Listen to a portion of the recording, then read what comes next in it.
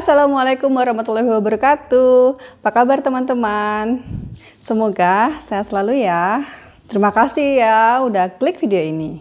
Di video kali ini saya akan bercerita sebuah kisah yang sangat mengharukan dan sangat menginspirasi teman-teman. Sebuah kisah nyata yang terjadi di abad 20-an.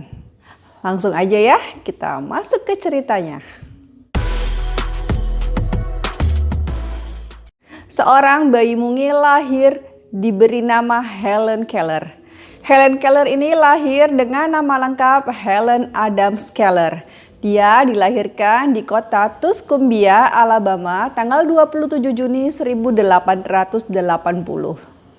Helen ini teman-teman dilahirkan sebagai anak perempuan yang sehat dan sangat aktif ketika masih kecil. Panggilan Helen ini dipanggil dengan sebutan Keller teman-teman. Sesungguhnya Helen ini ketika lahir ia dalam keadaan normal-normal saja dan sehat-sehat aja teman-teman ya. Jadi biasa aja, nggak ada sesuatu yang aneh di tubuhnya Helen Keller ini. Namun karena sebuah penyakit membuatnya menjadi buta, tuli, serta bisu teman-teman. Kondisi yang membuat dia buta dan tuli ini tidak pernah menghentikannya untuk selalu berkarya, bahkan untuk menghasilkan sebuah buku teman-teman. Ayah Helen bernama Arthur Keller yang merupakan keturunan Kolonel Alexander Spotswood, seorang gubernur kolonial di daerah Virginia. Sementara itu, sang ibu bernama Kate Adams Keller berasal dari keluarga Inggris yang terkemuka. Ayah Helen ini berprofesi sebagai kapten pasukan konfederasi. Keluarga Helen ini kehilangan banyak sekali harta dan kekayaan teman-teman ketika perang saudara. Hingga membuat keluarganya ini menjadi harus hidup dengan sederhana. Helen mulai berbicara di umur 6 bulan teman-teman. Dan dia bisa berjalan di umur 1 tahun. Layaknya seperti anak-anak lainnya. Pada usia 19 bulan, Helen ini menjadi buta dan tuli karena sebuah penyakit yang ketika itu belum diketahui namanya. Kemungkinan penyakitnya itu adalah rubella atau demam scarlet. Nah, ketika itu dokter keluarganya ini menyebut penyakit yang menyerang Helen ini sebagai demam otak dan membuat suhu tubuh Helen ini sangat tinggi teman-teman. Karena sakitnya ini teman-teman ya, ibu Helen ini sadar bahwa putrinya ini tidak bereaksi terhadap apapun. Ketika bel makan malam berbunyi atau bahkan lambaian tangan yang ada di depan wajahnya ini, Helen itu tidak bereaksi teman-teman. Kan akhirnya ibunya tuh bingung, ini anak kenapa gitu loh, kan tadinya nggak ada masalah apa-apa ya. Ternyata kok Helen ini jadi buta teman-teman dan tuli. Karena buta dan tuli ini akhirnya tumbuh kembang Helen ini teman-teman dibantu oleh putri bungsu koki yang ada di rumahnya yang bernama Martha Washington. Keduanya kemudian menciptakan sebuah metode untuk berkomunikasi.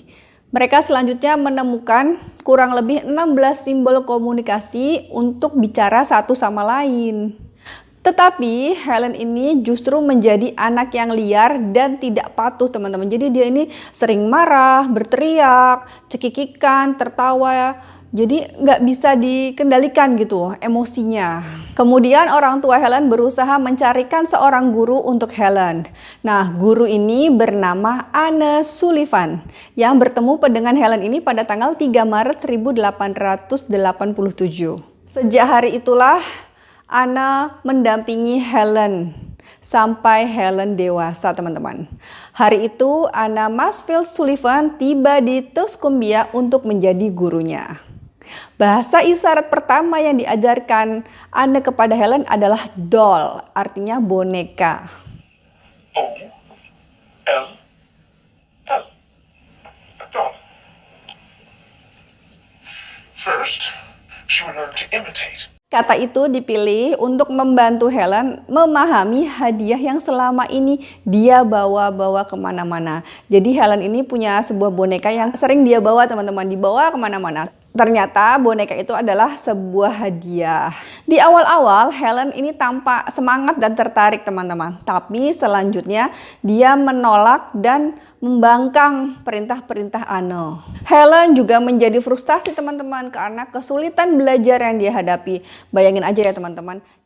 Orang cacat dengan salah satu panca indera aja, misalnya buta aja, dia aja sudah susah gitu ya untuk memahami sebuah kata atau mempelajari gimana caranya mereka berkomunikasi. Nah, si Helen ini nggak cuma satu teman-teman cacatnya, dia nggak hanya buta tapi tuli. Nah, karena dia tuli, akhirnya makin susah deh untuk belajar komunikasi. First lesson. Very well done. Very well done.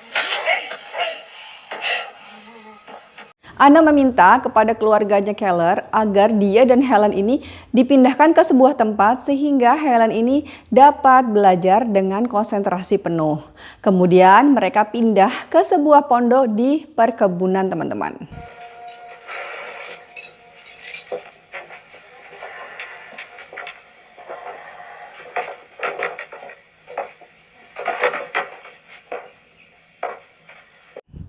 Setelah melewati kesulitan yang cukup dramatis dan sangat besar, akhirnya Anna berhasil mengajarkan sebuah kata, yaitu water, yang artinya air.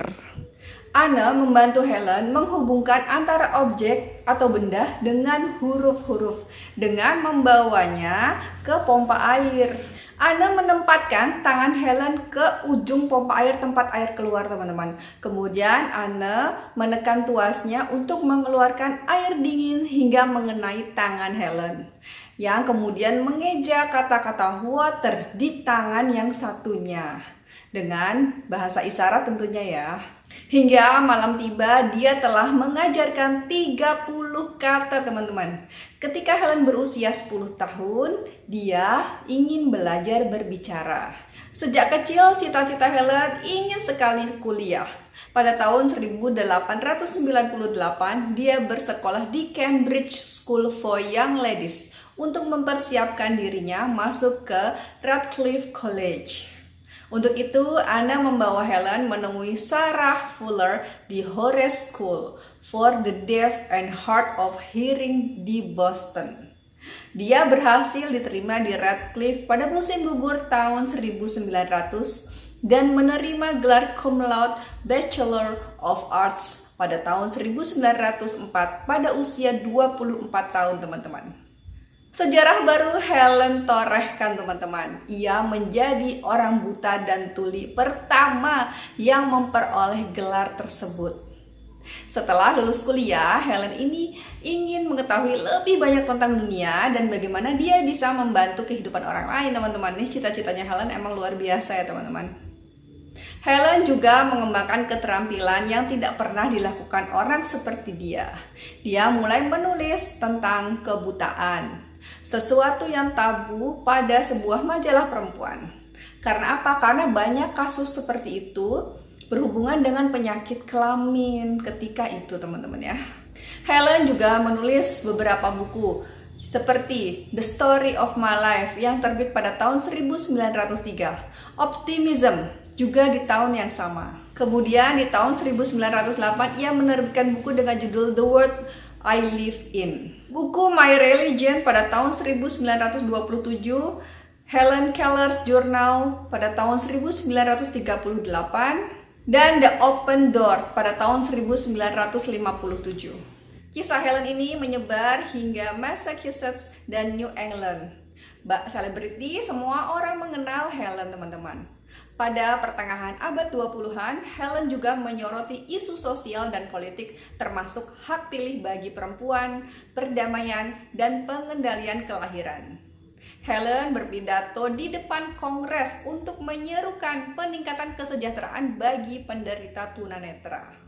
Nah, di tahun 1915 bersama dengan perencana kota terkenal yang bernama George Kessler, dia mendirikan Helen Keller International, sebuah lembaga yang fokus memerangi penyebab dan konsekuensi kebutaan serta malnutrisi. Di tahun 1920, dia membantu mendirikan American Civil Liberties Union. Helen memiliki sarana efektif untuk mengupayakan perjuangannya, teman-teman. Helen mengabdi dan membantu kaum miskin dengan bergabung dengan AFB pada tahun 1924. Dan ia bekerja untuk organisasi tersebut selama lebih dari 40 tahun lamanya. Yayasan tersebut memberinya kesempatan untuk memperjuangkan hak-hak tunanetra. Sebagai hasil dari perjalanannya ke seluruh Amerika Serikat, Komisi Negara Bagian untuk Tunanetra ini diciptakan, teman-teman. Pusat rehabilitasi dibangun dan pendidikan khusus bagi mereka juga dibangun, teman-teman. Sampai pada tahun 1936, guru kesayangan Helen dan teman akrabnya yang bernama Anna Sullivan ini meninggal dunia. Helen Keller ini sedih sekali, teman-teman. Helen kerap mengunjungi sekolah khusus tunanetra, teman-teman ya. Dia membaca huruf Braille bersama dengan murid-murid sekolah di Swiss.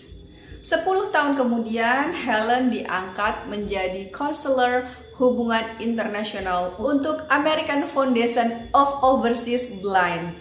Pada tahun 46 hingga 57, dia sudah melakukan perjalanan ke 35 negara dan 5 benua.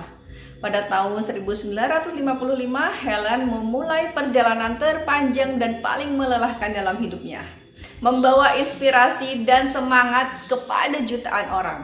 Pertemuan Helen di Lions Club International Foundation pada tahun 1961 di Washington DC ini menjadi penampilan terakhirnya di depan publik, teman-teman.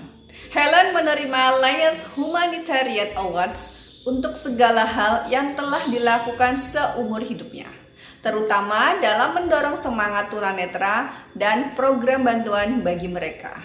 Helen Keller ini meninggal dunia pada tanggal 1 Juni di Arkanridge, beberapa pekan sebelum ulang tahunnya yang ke-88 tahun, teman-teman. Abunya kemudian ditempatkan di samping teman dekatnya, yaitu Anna Sullivan di St. Joseph's Chapel of Washington Cathedral. Perjuangan dan ketekunan Helen dalam mengatasi kondisinya yang begitu sulit, bayangkan aja, buta, tuli, bisu.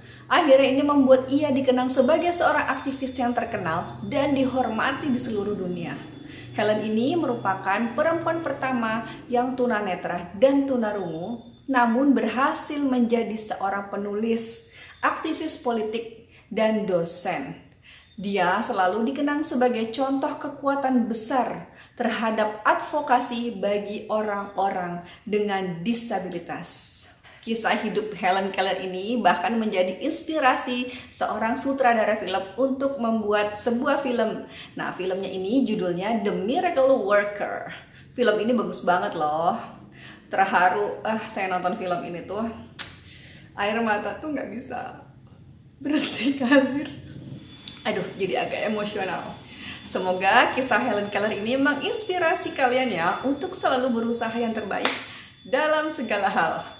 Jika kalian masih normal, sehat, nggak ada tuh alasan untuk bermalas-malasan. Helen aja yang buta, tuli, dan bisu bisa. Kenapa kita enggak? Terima kasih udah nonton video ini. Sampai ketemu di video selanjutnya. Jangan lupa like, subscribe, dan share videonya ke teman-teman. Assalamualaikum warahmatullahi wabarakatuh.